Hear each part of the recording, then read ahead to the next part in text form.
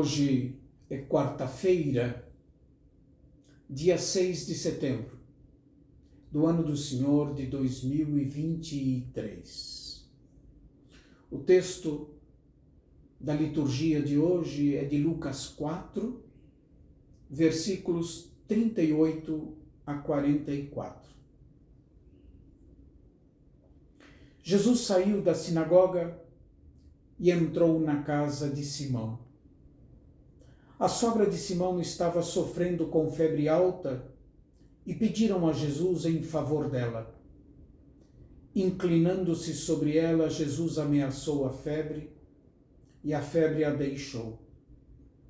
Imediatamente, ela se levantou e começou a servi-los. Ao pôr do sol, todos os que tinham doentes atingidos por diversos males os levaram a Jesus. Jesus colocava as mãos em cada um deles e os curava. De muitas pessoas também saíam demônios gritando: Tu és o Filho de Deus. Jesus os ameaçava e não os deixava falar, porque sabiam que ele era o Messias. Ao raiar do dia, Jesus saiu e foi para um lugar deserto. As multidões o procuravam e, indo até ele, tentavam impedi-lo de que os deixasse. Mas Jesus disse: Eu devo anunciar a boa nova do reino de Deus também a outras cidades, porque para isso é que eu fui enviado. E pregava nas sinagogas da Judéia. Jesus está continuamente a caminho. Ele é um Messias itinerante. Não há lugar aonde ele não vá.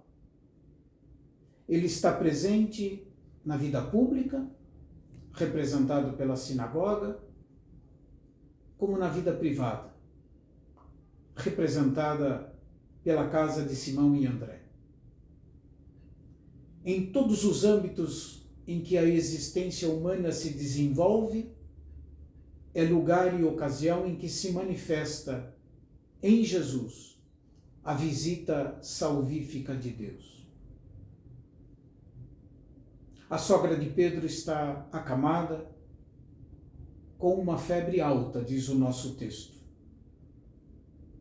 A febre alta que ameaça a vida da sogra de Pedro era considerada a antessala da morte, um mal que definha os ossos.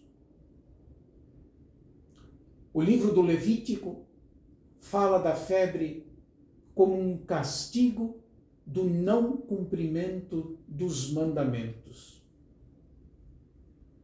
Lá nós podemos ler o seguinte: se não ouvirdes e não praticardes todos esses mandamentos e rejeitardes os meus estatutos, desprezardes as minhas normas e quebrardes a minha aliança, deixando de praticar todos os meus mandamentos, porei sobre vós o terror, o definhamento e a febre, que consomem os olhos e consomem a vida.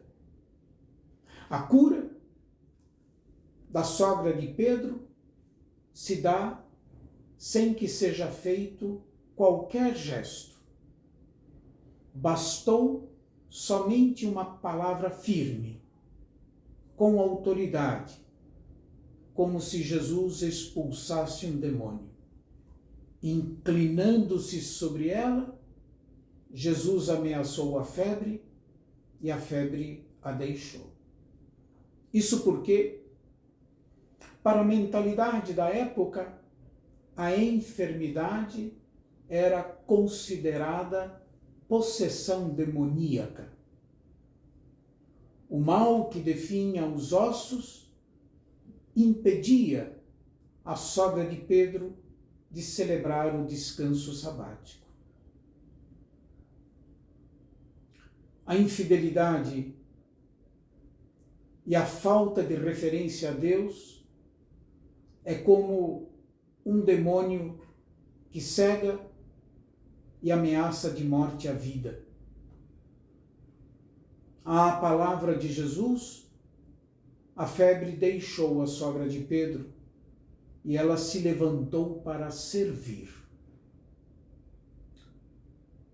No texto da língua grega, o verbo utilizado para levantar-se é o mesmo verbo utilizado para dizer da ressurreição do Senhor, anistemi. Jesus irrompe em nosso relato como o Senhor da vida,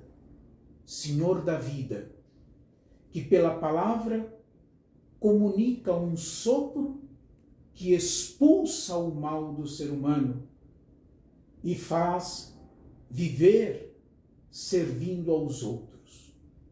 Por isso, da sogra de Pedro se diz que ela se levantou e começou a servi-los. Passado o descanso sabático, levaram a Jesus toda sorte de pessoas para que ele as curasse e libertasse dos mais diversos males. E ele o fez. Ao raiar do dia, saindo da casa de Simão e André, Jesus vai para um lugar deserto para rezar. A oração de Jesus nós podemos considerar o lugar em que ele se nutre da presença de Deus para se manter fiel à vontade do Pai.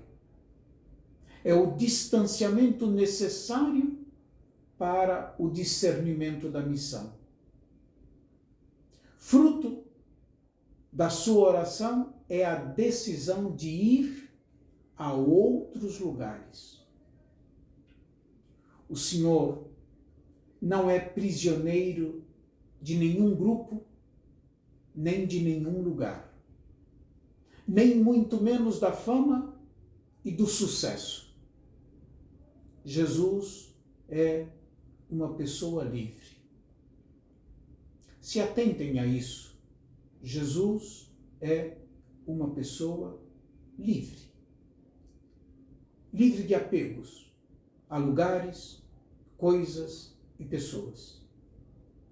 A salvação de Deus, da qual ele é portador, destina-se a toda a humanidade.